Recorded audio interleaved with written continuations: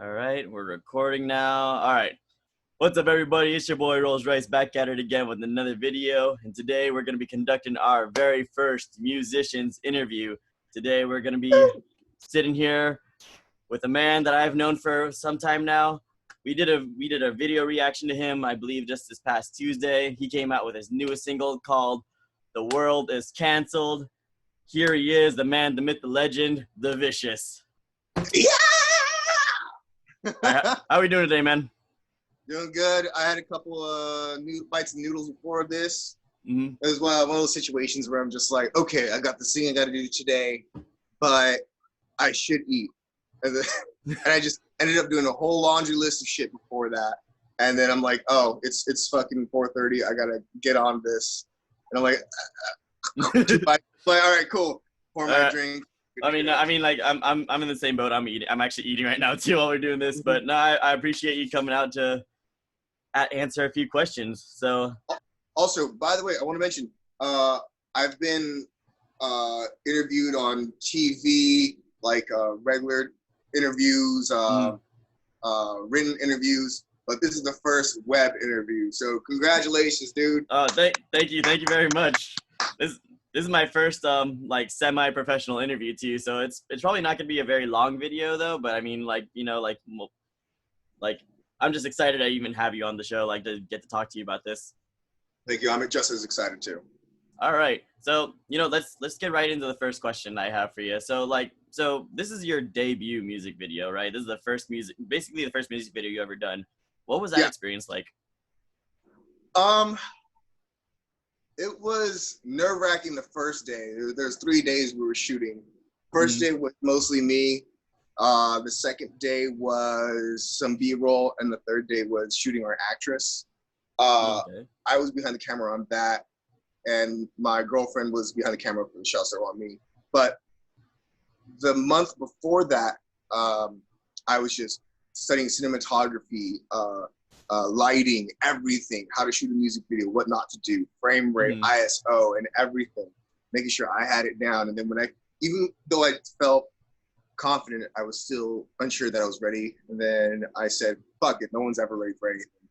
And so it was just that, like, all right, I bought the lights, I turned them on, I'm like, well, I guess we hit record and see how it goes. Just fucking go for it, right? Yeah. And all the camera techniques and ideas were all in my head, and I explained it to my girlfriend. When you're zooming in, you come in like this, or walk with your feet like this, so that it seems smoother. And she's like, "Oh, but my hands are a little shaky." I'm like, "That's perfect. That's perfect. I want that shaky energy, So yeah, that initial first day was nerve-wracking, but after I saw what we were getting out of with the lights and everything, it was perfect. The next day I felt so confident in myself. And the third shoot was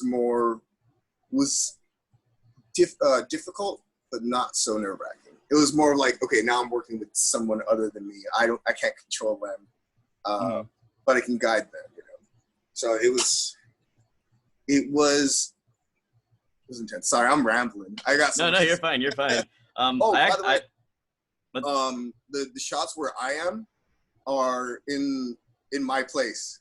I put up a bunch of audio. It's like black music sound capturing cloth, and it's all black. So I just put it up in the room that you visited one time. Yeah, I think I kind of caught that. I was like, that looks like his house. Like he's just doing that like all in his house. So, I mean that I thought that was a pretty cool detail too. That it's like you didn't have to like pay money for like a fancy set or anything like that. It's just no. And we have a large backyard that isn't really being used for anything. So I want to do a music video, but go really big. So build a frame, a large, wide frame, something that people would pay hundreds of $1,000s for. Then get some black plastic bagging and just like layer it. So I have this huge wide angle shot. Come in, throw some water everywhere, so there's heavy reflections. I don't know, something. Put it to use. I mean, yeah, you got a lot of creativity and a lot of confidence actually. That's actually something I want to reflect later on in this interview. But before we get into that, since you mentioned your girlfriend, I actually met you because your girlfriend. Um, what is one thing about having your girlfriend working on set with you? Is there like any like weird like complications with that, or is it like hard to separate business from work and kind of deal? No, because not necessarily, because when I get down to it, I'm super serious about my flow, and she understands that. So it feels more like we're a power duo, rather than my girlfriend is holding the phone. Oh, and here she comes right now, bringing me a stick. Don't smoke, kids. Yeah. I mean, no, that's really cool that you find someone who you can have that partnership with that's like willing to like work with you and it's work time, and then it's like, personal is personal life, And I love her. She fully supports me and understands that I need time to, do stuff like this, or I need a good like chunk of the day to work on music, because I spend like an hour promoting Instagram. Like certain days I'll do like I'm shooting for vlogs. Other days I got to shoot video for a riff, and then every day I have to practice singing, vocals, guitar, and just making sure my feng shui doesn't get jacked up. Yeah. Actually, while we're on that topic, when I visited you at your house that one time, I think I talked about it in my video too. You have like this whole like little schedule for yourself. What was what things did you put on there, like, and like how did you dictate like what curriculum you were gonna put yourself through in order to like get to where you are right now? I'm sorry, I hella missed that. Someone walked in just now. No, you're fine. So basically, that planner that you put yourself on that wall. How did you dictate like what stuff you were gonna put yourself like on a certain curriculum and like? Oh, that was a combination of what I felt was important and this compilation of other videos for promotion. Like this strictly, I got it right here. Boom. This strictly is 30 days of what I should be doing on those specific days to promote the song before its release, and during its release, and after, towards the end. Yeah. And that's not even counting the stuff I have to do daily. Like Monday, I have to is for vocals specifically. I spend like a good 2 hours practicing, and then every other day of the week I practice for about 20 minutes, and then Wednesdays I upload a vlog. Try to, at least. I got stuck and it came up on Thursday this week, but it's fine.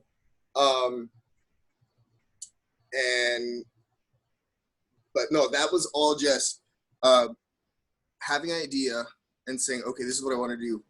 How am I going to structure this? And then going on YouTube and figure out how other people do it and saying, okay, this works. This seems like a good system. Now let me get a little bit from here, a little bit from there, and then put my spice on it. And then I spend like maybe 2 hours just sitting there writing out, does that look good? Can I really do this? Scrap it. Until I finally find something that works for me. Yeah, and I think the with the formula that you have right now, it's like you release music on Apple Music and Spotify, and with the formula that you have now, you have you have like like a decent income of like listeners, and one of your singles, like I've noticed, like I Am is like 1,500 plus listeners. Oh really? Yeah, I think it's like sitting at 1,600 like last I saw it. How like so like and you obviously put like a lot of work in like branding yourself for this, like, so like my question here is like, what is your like, sorry, give me a second, I kind of lost it. So like, you've always been a goal-oriented person, and like you have a couple people who can attest to that, so following up with that, like what advice would you give to somebody starting out to maintain the level of motivation and work ethic that you put into your music? What I do exactly is every day I wake up is I walk my dogs. I do what I got to do, take out the laundry or take out the trash, laundry. I work out, and after everything's said and done, I go shower up and I brush my teeth and I look in the mirror and I tell myself, I think about everything that goes through my head, all my doubts and everything that brings me down, and I focus on that, and that like chokes me up. And then I tell myself, today is another day closer to my goal. And to stay goal oriented, you have to have structure, or else it's all going to be chaos. Because I honestly, I wish I was this structured when I was younger, because I could have been doing so much more, and I probably would have been further in my career than I am today. And that sucks, but I use that as fuel, additional fuel for my fire. Yeah, I mean, well, you know, like I tell everyone else, you know, like, cause I like sometimes I'll feel like I'm behind, so you know, like everyone's on like their own timeline, you know. So I mean, like things happen for a reason, you know. Um, I want to get back to like your music actually, because I think if I remember correctly, you make all your music on your own, right? You don't have any drummers or anything like that. So I mean, mastering all those like instruments, that must have taken you like a very long time. Do you think actually it's easier or harder than working with a band or by yourself? It has its pros and cons, honestly. It's great because I'm writing everything myself, whereas in prior bands, I typically would. Mm-hmm. So I don't have to teach it, spend the time to teach it to anybody. It's all in here. I just have to practice it. It does get difficult because I have to write everything. So it's great because I have to write everything. So there's a workflow, expression, and timing that I'm spent on teaching to someone else. But also the fact that I'm writing lyrics, the composition, the riffs, recording, mixing, mastering. It takes a lot of time, but there's a family motto of mine that I like to always come back to. It's, we don't have a lot of money, but we got a lot of time. So okay. Yeah, I mean, like utilize all the time you got to like again, branding yourself, right? Yeah. All it is just understanding that here's what I can and can't do by myself, and really turning up what you can do to 11 and building something on that. Okay. All right. So I mean, like, yeah, I mean, like I said earlier, like, you know, a lot of people can attest to like your work ethic, you know. I mean, like it shows like with your latest music video, it doesn't even look like it was like done like in your house, you know. It looks like a really good like for a low budget music video. It actually, like, I think personally looks like really well. It look really good. Thank you. So speaking of your song though, you bring up a few topics, and I think I've mentioned most of them in my reaction video. I could be wrong. You talk about like the riots and the fires, but what was your like main inspiration for writing the song? Or in other words, when was the line drawn for you to write the song? That's a great way of putting it. I was in the process of writing a new song, and with everything going on in the world, I was trying to separate that from my music because I don't want to be known as the coronavirus songwriter, the one-hit wonder. You know, I'm trying to make art, not a statement, I guess. Okay. No, not a statement. I'm trying to make art and not build upon something that's just there to be milked like everyone else is. Yeah.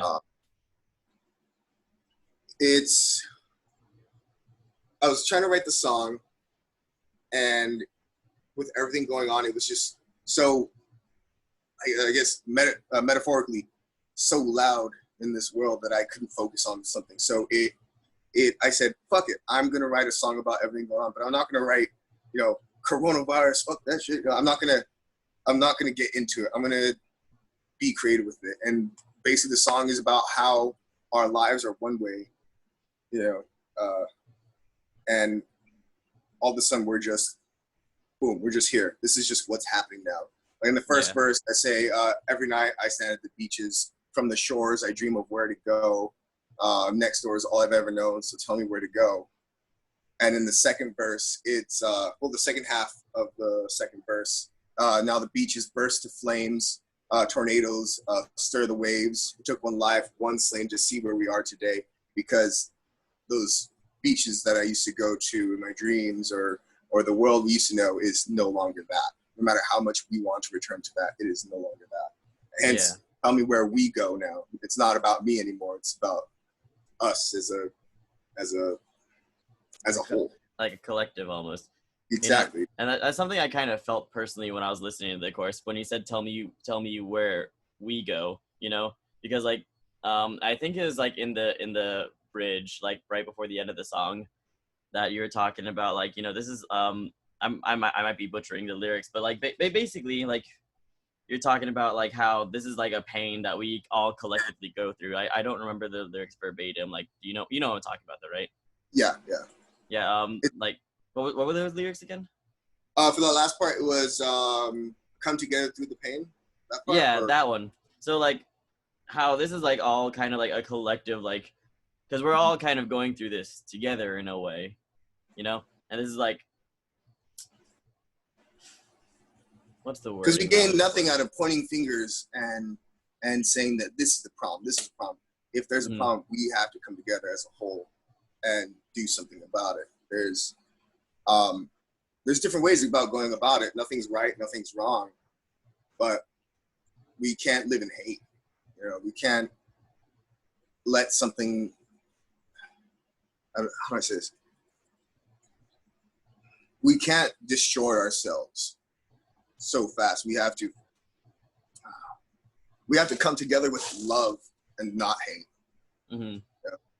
It's because what I'm seeing, man, it's sad. It's sad what's going on.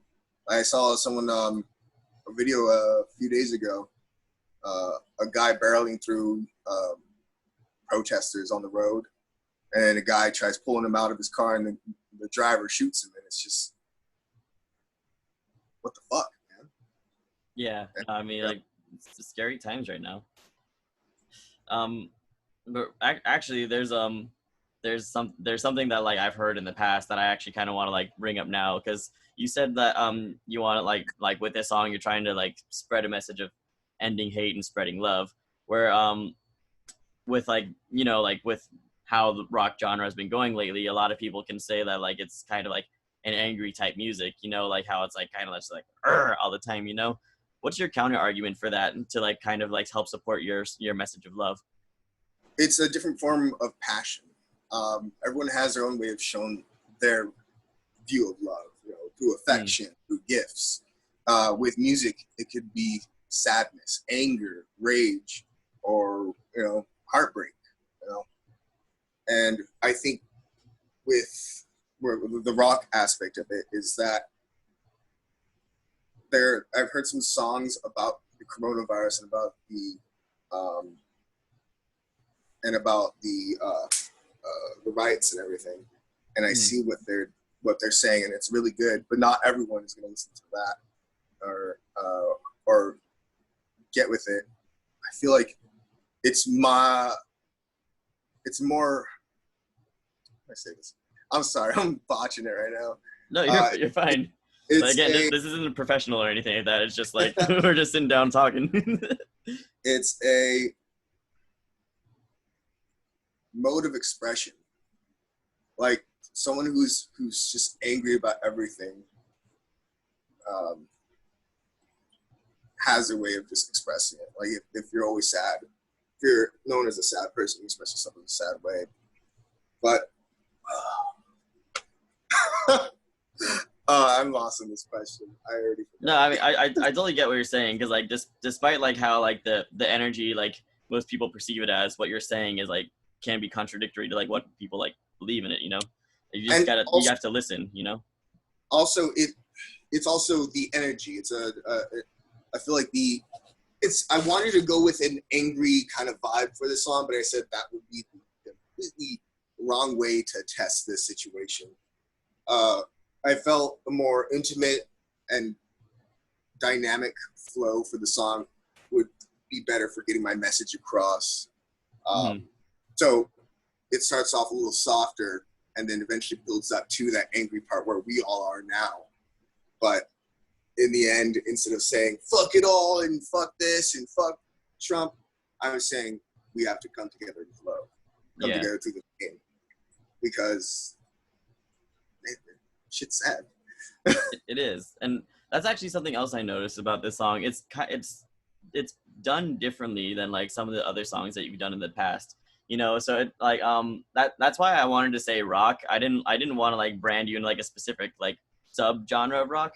I wanted to ask you actually, like, here, I have the wording like right here. How would you classify your specific genre of music, and what gave you the inspiration to create music in your specific way? I guess I would call it hard rock. Mhm. I don't know really.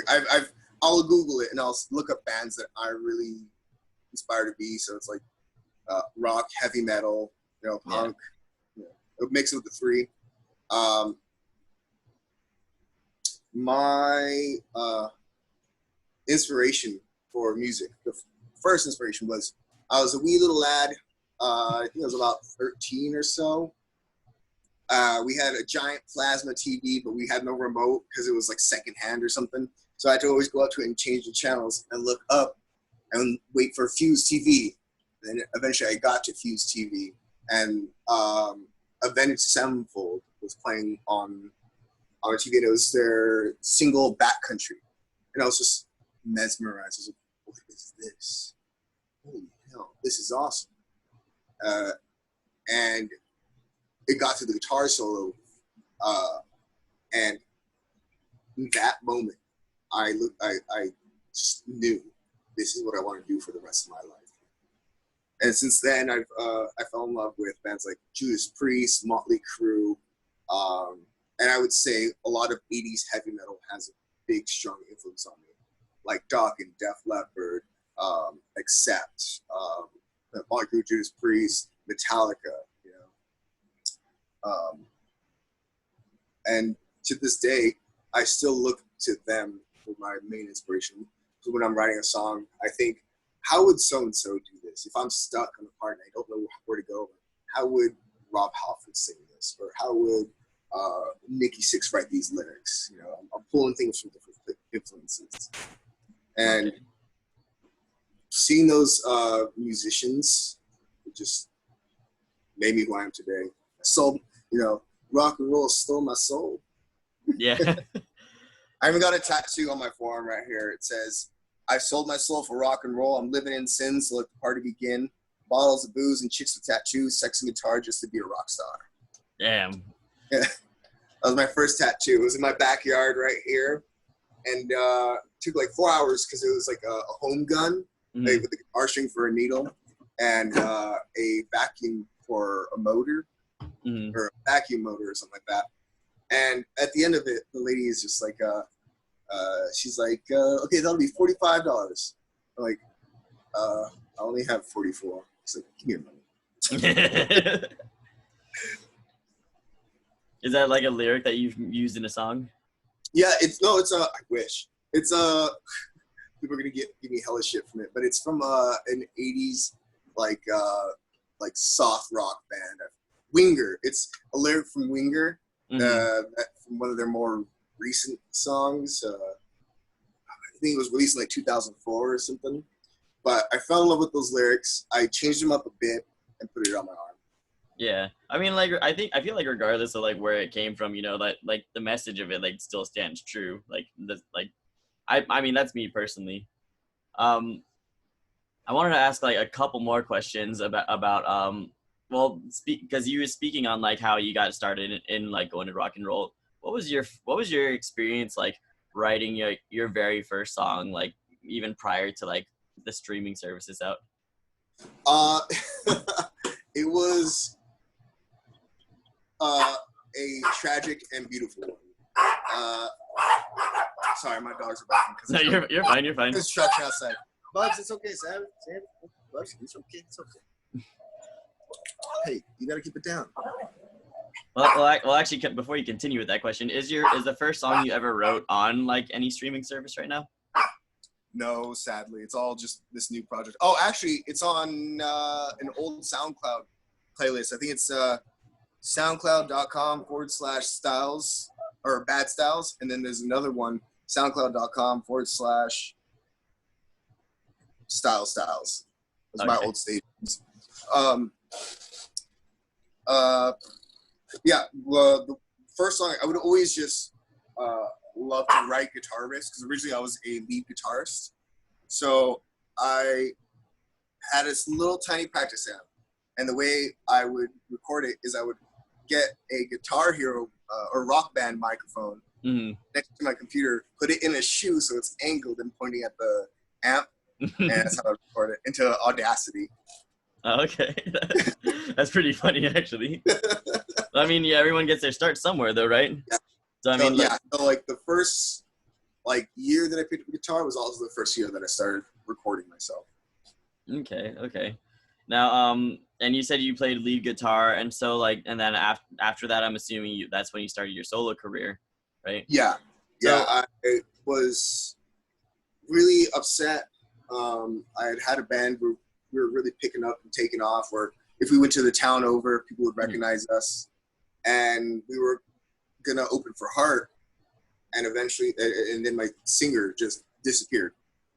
And after that, it was just going through a bunch of shitty bands and some good ones, and I made a lot of great friends from them.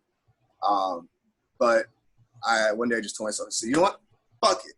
I'm gonna learn to sing, and I'm just gonna play bass instead, and then just see how it goes. And then eventually I started adding some new guitar effects to my repertoire to really get the most out of a single instrument. Oh, so you weren't even a singer back then. You had to teach yourself how to sing. Yeah, I've only been singing for 4 years, maybe. Oh wow, that's actually like amazing, you know, because like from the way you were singing, like in like comparison to like most like people in like the rock genre, it would have sounded like you like singing from birth. Like that, you have an amazing voice, man. Thank you. I got one last question. Like it's more of a personal question than anything. Like it's just something I personally want to know. So you started your solo career. Now you're doing like all this, like all the instruments by yourself and whatnot. But my main question is, where did you come up with your current stage name? Where did that come from? Like your inspiration and whatnot. My stage name, the project name, or my personal stage name?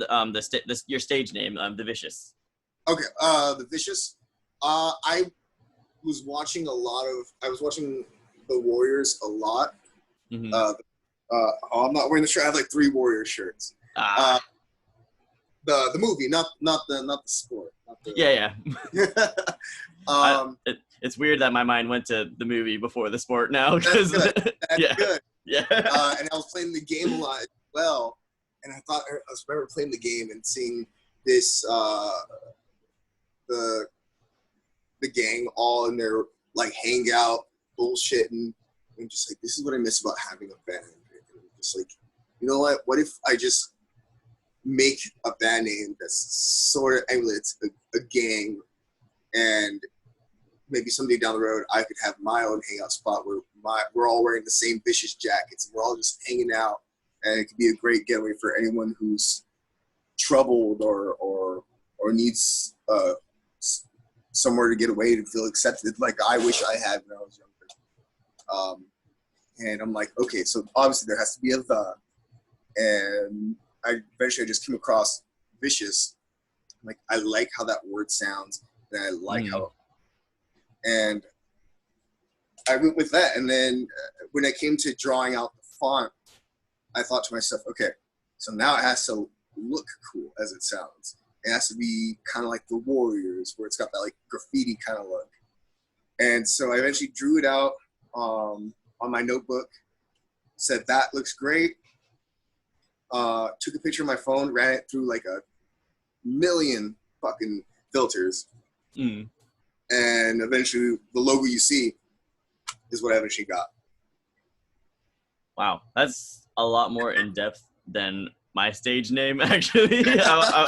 I wasn't expecting something that intricate. Now I feel like I need to change my name now. Oh man, but Story behind your stage name. Oh, so my stage name is Rolls Royce. Everyone hears that at the beginning of each video. So Rolls Royce, it sounds a lot like Rolls Royce, and I want to say like my music is as classy as a Rolls Royce, but because I'm Asian, it's like I'm as Asian as rice. So Rolls Royce. I love it. Originally I thought it was just a play on words. It kind of is. And Lene was just like, no, it's because he's Asian. Don't you get it? That's why the sushi rolls in there. Like, yeah. Oh, Asian? Huh. Although it's just yeah, no. I have a cousin that looks exactly like you. I shit you not. I get that all the time. Like everyone's like, I have someone who looks like you. All right. Well, before we end this interview, why don't you tell the people what you got coming up next and where they can find your music at? So you can find my music on. Oh, okay. Let me fix, because I just went through this whole rebranding thing. If you want to see vlogs, music videos, and lyric videos, you can find that on my YouTube, and some songs here and there. Now, if you want to hear unreleased demos, some rough ideas that I'm going to be uploading soon, and full songs, you can hear that on my SoundCloud, which is soundcloud.com/WeTheVicious, which you'll find that handle is in everything. You want to hear me babble about random shit or post things that I really love, you can find that on twitter.com/WeTheVicious. If you want to keep in touch with everything, it's Facebook. You go to facebook.com/WeTheVicious1. Some asshole took We The Vicious, and when I type it in, it doesn't exist. So, just a domain name that someone has, but no one uses. Yeah, dicks. All right. Let's see. Spotify, you can find it there, and a lot of my other songs. Add it to your playlist, share it with your friends, headbang, be safe, you know? And I think, oh yeah, I just made a TikTok. I do TikToks now. All right. All right. And of course, We The Vicious. Yes. I'll make sure to have all those links posted down in the description below. Thank you, The Vicious, again, for sitting down and talking to me, like letting me ask you some questions, pick your brain a little bit. And thank you, everyone at home, for watching this video. Again, it's been your boy, Rolls Rice. That's all we got for this video, and we'll see you all later. Eventually, sometime in the future. Sometime. I don't know when yet. I got to sit down and think about it. All right. Peace. Later.